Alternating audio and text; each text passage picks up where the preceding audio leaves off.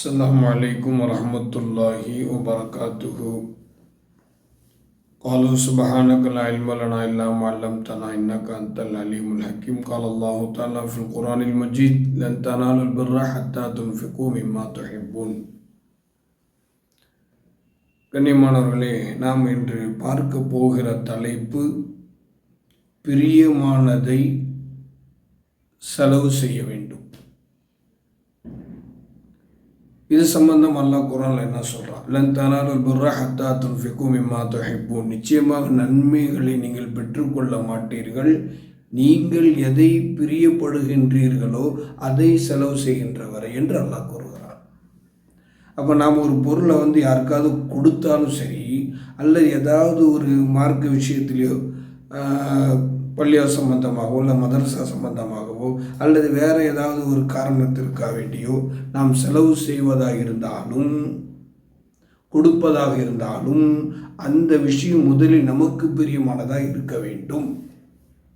எப்போது இந்த ஆயத்து இறங்கியதோ அடுத்த செகண்ட் ஹசரத் அபூ தல்ஹா ரலியல்லாஹு அவர்கள் பெருமானார் ஸல்லல்லாஹு அலைஹி வஸல்லம் அவரிடத்தில் தன்னுடைய தோட்டத்தை பைரஹா என்று சொல்லப்படுகிற தோட்டத்தை அல்லாஹ்வுடைய பாதையில் வக்ஃப் செய்வதற்கு முன் வருகிறார்கள். அல்லாஹ்வுடைய பாதையில் சதக்கா செய்ய முன் வராங்க.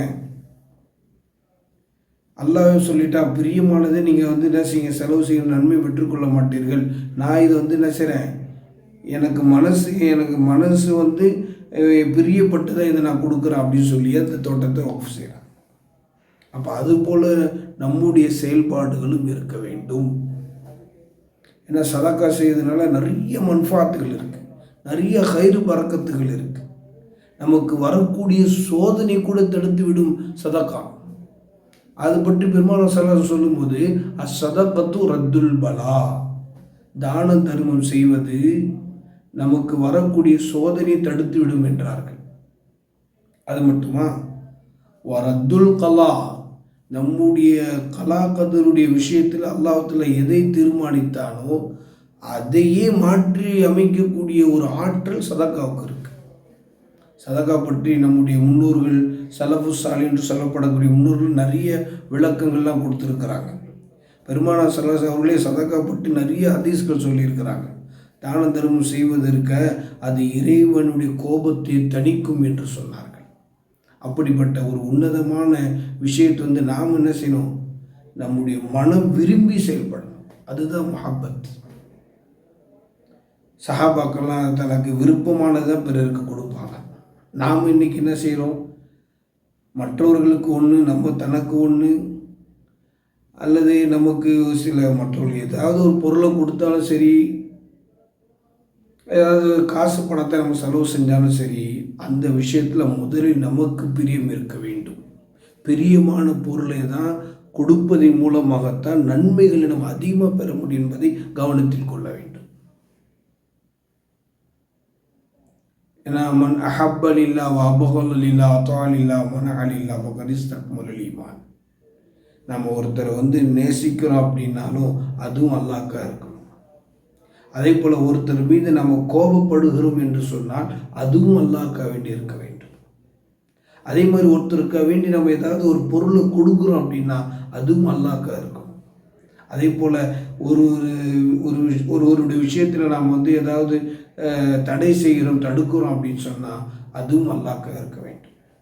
அவர்தான் ஈமானில் பரிபூர்ணமானவர் என்று சொன்னார்கள் நபி நாயகம் ஸல்லல்லாஹு அலைஹி வஸல்லம் அவர்கள்.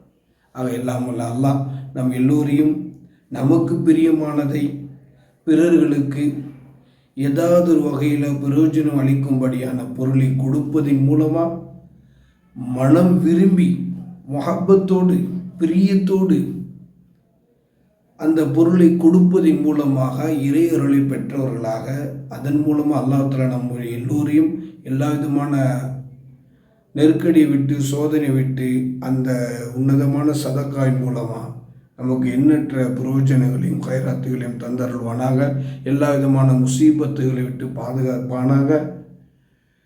அவருடைய எல்லா விதமான பொருத்தங்களை பெற்று நன்மக்களாக அல்லாஹ் நம் எல்லோரையும் ஆக்கி அருள் புரிவானாக. வாஹிர தஅவானா அனில் ஹம்துலில்லாஹி ரப்பில் ஆலமீன். அஸ்ஸலாமு அலைக்கும் வரஹ்மத்துல்லாஹி வபரகாத்துஹு.